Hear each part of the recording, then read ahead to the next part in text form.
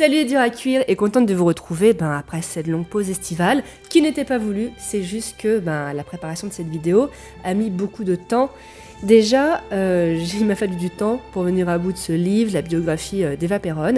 J'ai pas réussi à me mettre dedans, il m'a fallu plusieurs tentatives, mais bon, je suis contente d'avoir dépassé tous ces petits problèmes. Et là, d'être devant vous pour parler d'Eva Peron. Personnalité on ne peut plus clivante. Aujourd'hui encore en Argentine, certains l'ont sanctifiée et l'adorent comme une madone, d'autres la détestent et la considèrent comme une fasciste. Du coup, voilà, on va essayer un petit peu d'échanger sur la vie d'Eva. J'espère que ça va vous plaire, donc on y va.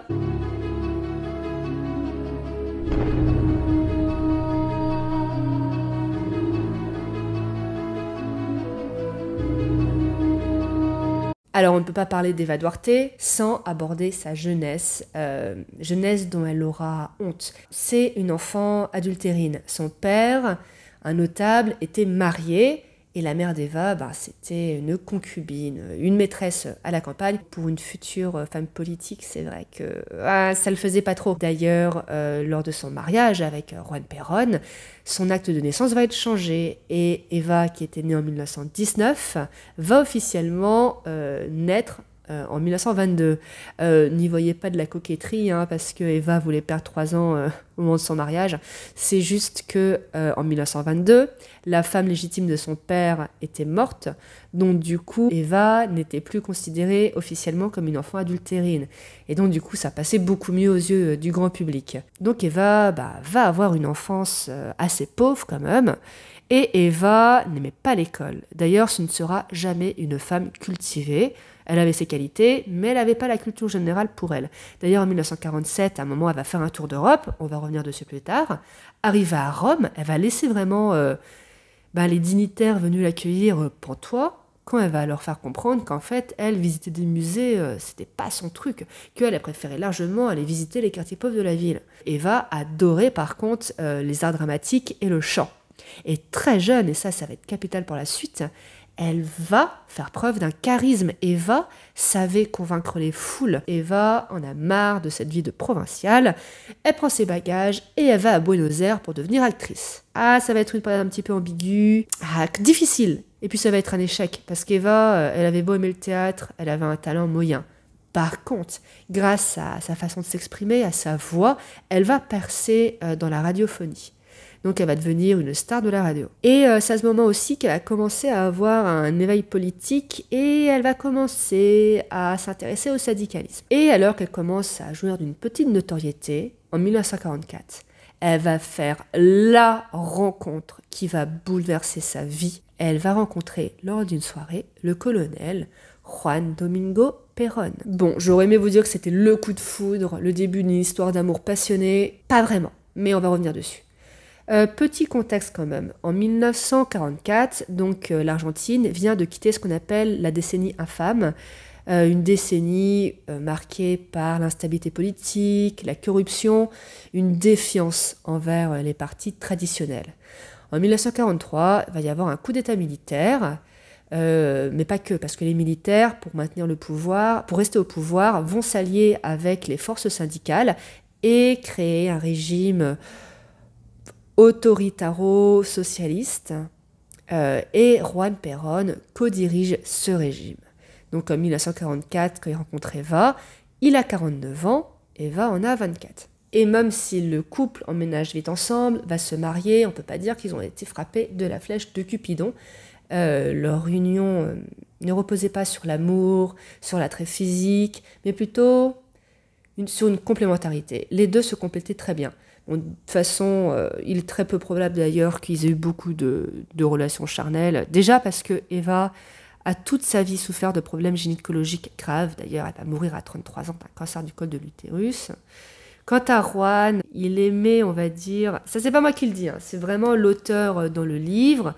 Il semblerait qu'il ait aimé les filles un peu plus jeunes qu'Eva... Beaucoup plus jeune qu'Eva, genre les ados. D'ailleurs, quand il a rencontré Eva, il vivait en concubinage avec une adolescente. En fait, Juan, donc, déjà il lui fallut une épouse, il était veuf, il approchait de la cinquantaine pour une question d'image. Un homme politique dans l'Argentine catholique de l'époque ne pouvait pas être célibataire. Et surtout, il avait une image d'homme solennel, d'homme froid. Il lui fallait une femme au contraire, qui ait une personnalité opposée à la sienne. Eva était séductrice. Eva savait se faire aimer de son auditoire. Donc quant à Eva était fascinée par Péronne. Eva était très à gauche déjà. Et Péronne avait quand même mené une politique sociale. Il avait fait beaucoup de choses pour améliorer le droit du travail.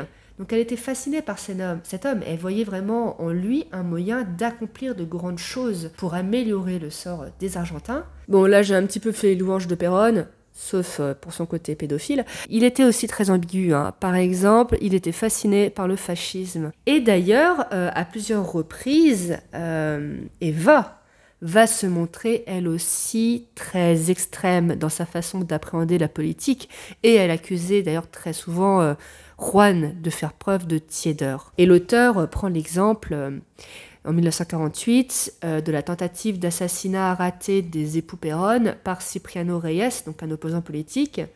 Donc Eva va vouloir que Cipriano et ses sbires soient vraiment très fermement punis, limite elle avoue les tortures, exécutions publiques. Juan va être plus mesuré, ça va partir sur un emprisonnement à vie, et il paraît que de colère, Eva aurait pris la casquette militaire là, de son mari et l'aurait jetée par la fenêtre en lui disant en gros que c'était une couille molle. Eva aussi avait son petit côté sombre. Et revenons au début du couple. Il aura fallu un peu de temps quand même pour que Eva devienne Eva Péronne, la femme politique. Ses débuts furent un petit peu timides en 1945. Juan est victime d'une tentative de coup d'État, il est emprisonné, finalement il va être libéré grâce à la pression de la gauche, et en fait elle va rien faire pendant ce moment, mais ça a vraiment été un traumatisme, et à partir de là, elle va essayer de gagner en influence. En 1946, elle va faire activement campagne auprès de son mari, pour la présidence de l'Argentine. Ça va être la première femme d'ailleurs qui va autant s'impliquer lors d'une campagne politique, parce que traditionnellement, les femmes argentines, c'est vrai, restaient plutôt en retrait. En 1946, d'ailleurs, elle va faire son premier discours public, et elle va gagner de plus en plus de poids comme ça. Elle va obtenir son propre bureau, d'ailleurs, au ministère du Travail. Elle a très vite sympathisé avec les leaders syndicaux. Toute sa vie, d'ailleurs, elle aura le soutien des syndicats.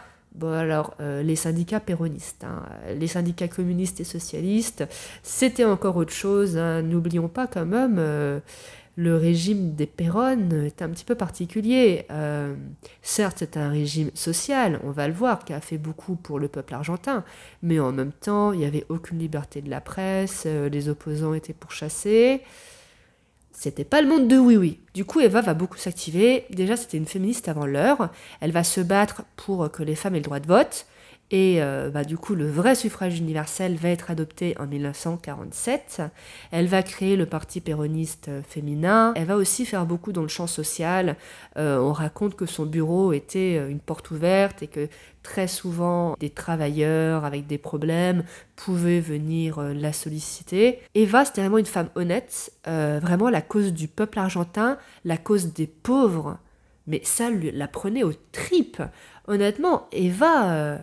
elle aurait sacrifié sa vie si ça avait pu améliorer la condition du peuple. Elle a fait construire beaucoup d'écoles, beaucoup de logements destinés modernes, destinés aux pauvres, beaucoup d'écoles. D'ailleurs, pour la petite anecdote, et là c'est encore l'auteur du livre qui le dit, soi-disant le coiffeur d'Eva Péronne, il n'en pouvait plus, parce qu'en fait Eva, dès qu'elle voyait des enfants pauvres dans la rue, elle pouvait pas s'empêcher d'aller les prendre dans ses bras, de passer du temps avec eux, et l'auteur dit que du coup le pauvre coiffeur devait fréquemment lui enlever des poux et des parasites. Donc en 1947, c'est la consécration pour Eva Péronne. Elle va faire son grand tour d'Europe pendant plus de 60 jours. En fait, pour la petite histoire, le général Franco avait invité Péronne à venir visiter l'Espagne. Sauf que, à ce moment, Péronne essayait d'obtenir une place au sein de l'ONU, essayait également de nouer des accords commerciaux avec l'URSS, et donc il avait un petit peu peur, s'il se rendait en Espagne, de détériorer sa réputation sur la scène internationale. Du coup, il va envoyer Eva. Donc Eva va rencontrer Franco. je vous ai dit, il y a toujours eu une petite fascination quand même pour le fascisme du côté du couple Perron. Et ensuite, elle va faire un tour des différents pays européens d'Europe de l'Ouest. Et ces pays vont être très contents de la recevoir. Parce qu'il faut savoir qu'à l'époque, l'Argentine avait un âge d'or économique. Surtout, l'Argentine était très riche. Elle produisait énormément de viande, de matières premières agricoles. Et il faut savoir qu'à l'époque, l'Europe sortait de la Deuxième Guerre mondiale. Les Européens avaient faim. Et donc, ils lorgnaient avec avidité sur tous ces aliments-là produits en Argentine. Et donc, du coup, ils ont négocié l'envoi de bateaux, de grains. Très vite, on ne peut plus dissocier Juan de Eva Perón.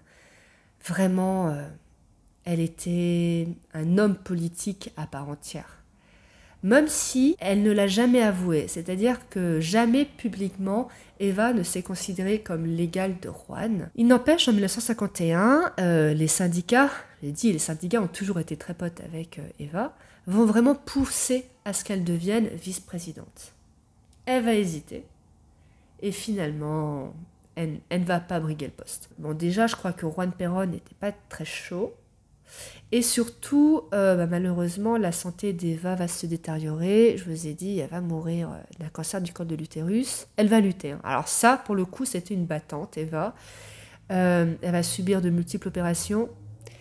Et elle va vraiment faire des apparitions publiques jusqu'au bout. Et donc, elle va décéder le 26 juillet 1952. Donc du coup, sa mort va provoquer vraiment une grosse stupéfaction. Il va y avoir un mois de deuil national. Et d'ailleurs, cette mort si jeune, ça va faire beaucoup aussi pour créer le mythe Eva Perón, qui va être transformée vraiment en madone, en sainte, par les Argentins des classes populaires. D'ailleurs, 33 ans, on dit que c'est l'âge du Christ. Ça va vraiment lui donner un aura. Bon, par contre, ce qui ne va pas être sanctifié, c'est le corps d'Eva qui va connaître moult péripéties. D'ailleurs, je crois que vient de sortir, ou va bientôt sortir, une série sur justement ce qui est devenu le corps d'Eva Perón, qui va connaître beaucoup d'aventures. En fait, à la chute du péronisme, c'est un autre dictateur qui va prendre le pouvoir. Il va voler le corps embaumé d'Eva pour casser justement ce mythe péroniste qui était encore très présent.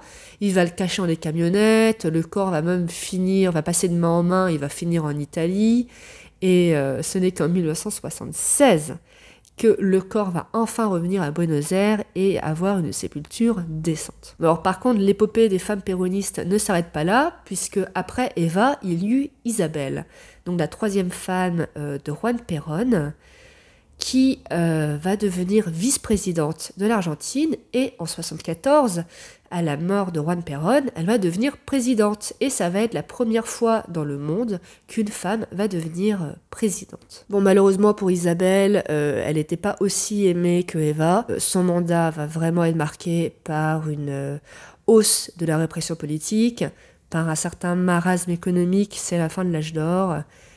Et donc, du coup, aujourd'hui encore, elle ne jouit pas d'une très bonne réputation. Donc, que dire d'Eva Perón ? Écoutez, Eva Perón, personnellement, elle me fait beaucoup penser à Daenerys Targaryen. Bon alors, si vous n'avez pas vu Game of Thrones, vous n'allez pas comprendre la comparaison. Mais, comme Daenerys, Eva, c'était une femme avec des idéaux qui la prenaient aux tripes. C'était une femme honnête, une femme de conviction. Elle avait vraiment une envie d'aider les autres. Daenerys a libéré ses esclaves. Eva, elle voulait sortir les Argentins de la pauvreté. Mais comme Daenerys, Eva avait ce petit côté exalté, ce côté dogmatique. Elle était capable d'une grande dureté envers ceux qui ne partageaient pas ses idéaux. Elle était très manichéenne. Elle n'aurait pas hésité à brûler Buenos Aires comme Daenerys a brûlé Port-Réal. Vous voyez, si elle avait considéré que les habitants de Buenos Aires étaient un obstacle à son idéal. Comme Daenerys, elle représentait vraiment tout pour ceux qui n'étaient rien. Donc écoutez, j'espère que cette analyse n'aura pas été un petit peu trop perchée. D'ailleurs, si vous n'êtes pas d'accord, là encore, n'hésitez pas à le commenter. J'aimerais bien comme ça, à l'avenir, de parler d'autres femmes un peu clivantes et essayer de voir qui elles étaient vraiment. Pour les vrais là qui m'ont suivi jusqu'au bout, n'hésitez pas à liker ou à vous abonner si vous avez aimé cette vidéo.